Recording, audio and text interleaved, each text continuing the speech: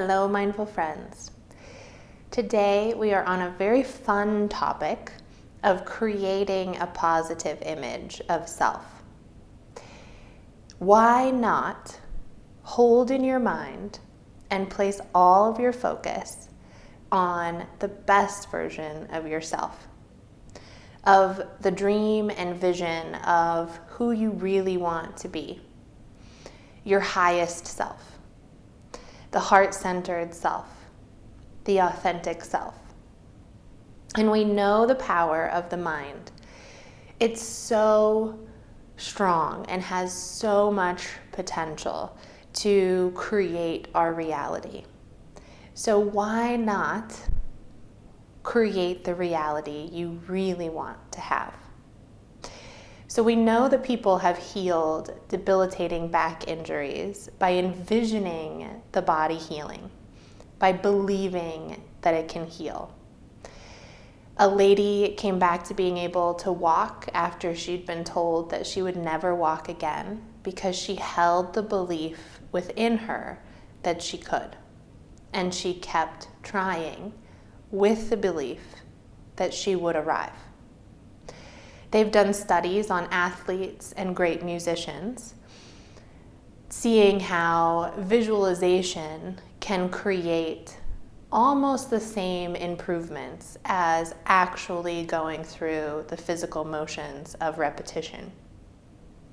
So if we know that holding images within the mind and visualizing within the mind the reality we want to experience actually works, actually starts generating that reality, then why aren't we holding visions of the people we really want to be?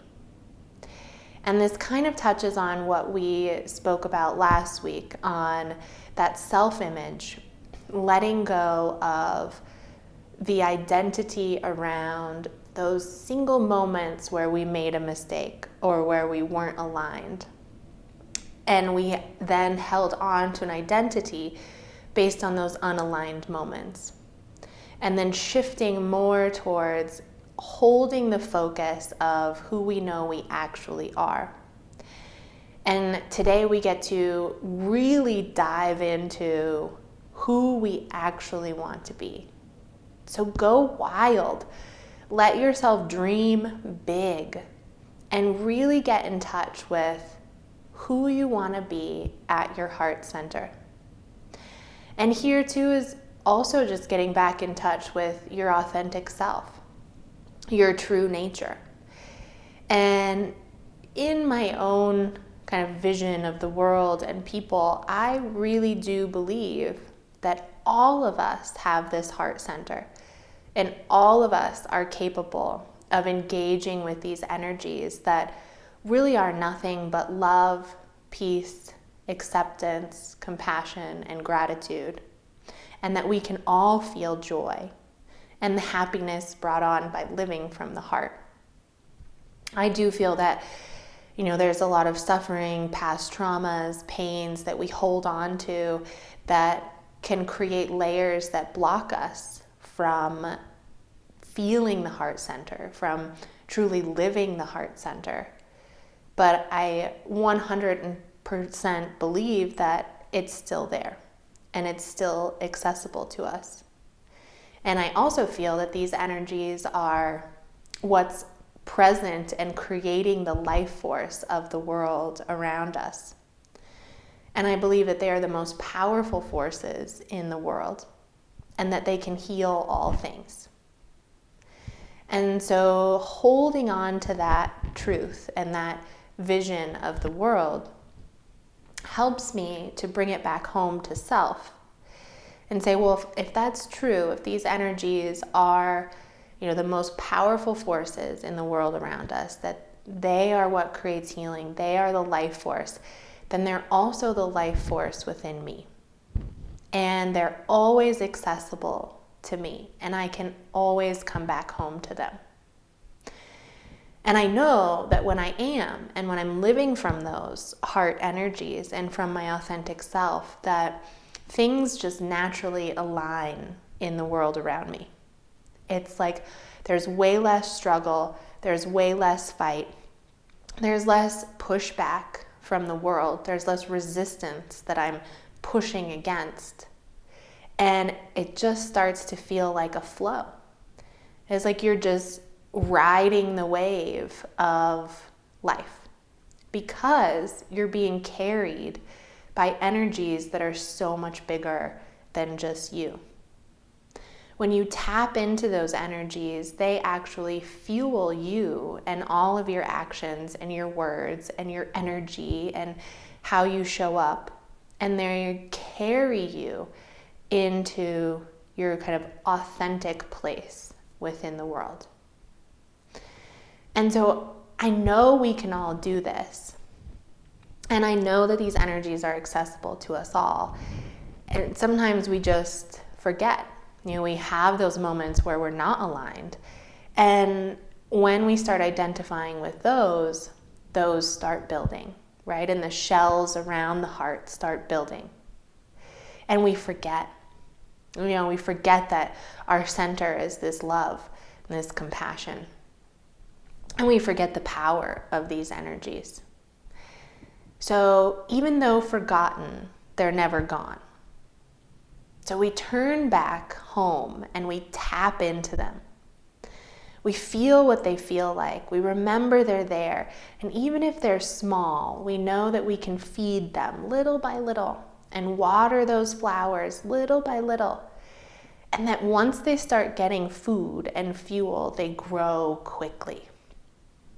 And we don't have to fight the negative energies. We're not trying to break through those barriers of the walls we built up around failure or unaligned moments. You don't even have to. Because when you're fueling the heart center and these energies of love and compassion and joy, they're so powerful. And if you get them warmed up and large enough, it's like this expanding out from the center. And they get so warm and so strong, and then they just naturally push through those barriers of unaligned moments that you identified with. And then they want to expand outward, right? Because they want to reconnect with those energies around you and in the world and in other people. So they want to move beyond the limitations of just self, around those boundaries of I can't, or I doubt it, or change can't happen. They really want to push through them because they want to reconnect with that life force that's all around you. And when they do, it just empowers you all the more and just fills you with this inspiration, motivation, and hope. And from there, they just keep going. And you'll have moments where you come back and you falter or you forget, and that's okay. But as long as you keep turning back to the heart, it will keep growing. And so why not hold this vision of self? Why not believe this? And so I invite you this week, turn back inward, believe in your heart center, and start focusing on who you are authentically. Go wild. Imagine what you're creating. Imagine the possibility. Imagine the connection. Imagine how big and glorious it can be, and picture it and give yourself permission to see yourself as this healed, thriving, happy, joyful, loving self, and see what happens. Create that image and let yourself hold on to that image of who you are and let it grow. Let it get as big as it wants to get, because why not? If we know the power of the mind to create reality based on what we are generating within self, our thoughts, our visions, why not make them as wonderful and as happy and as loving as you possibly can? So throw it out there. Envision yourself. Ask yourself, what do you value most? What are you prioritizing? What's most important to you if you think from the heart?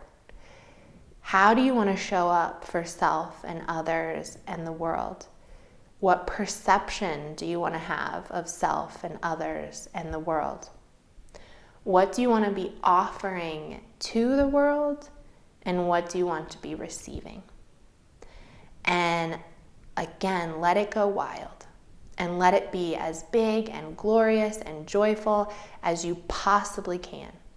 Because the more you envision it, the more likely it is to come true. If you enjoy these little talks and would like to join a group session or individual coaching, please visit us at newleafmindfulness.com. I hope to see you all very soon.